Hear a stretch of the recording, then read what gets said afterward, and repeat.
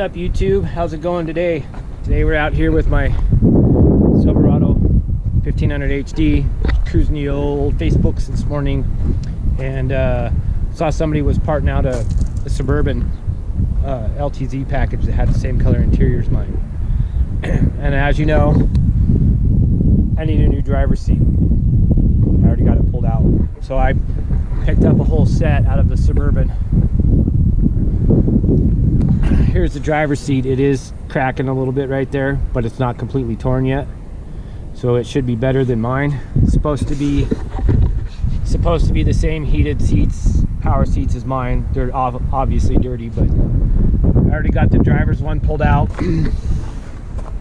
We'll clean up the nastiness that's underneath.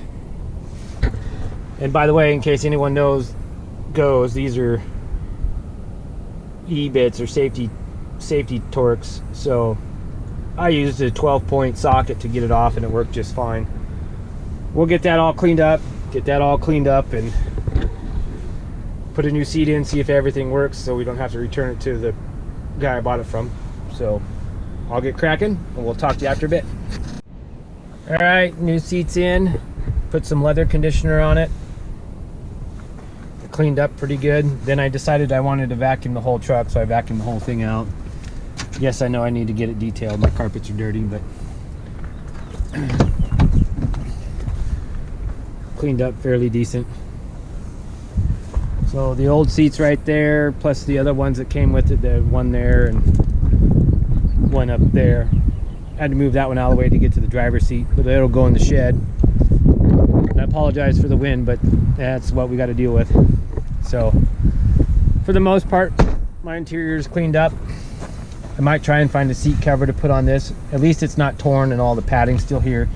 All the functions work like they're supposed to.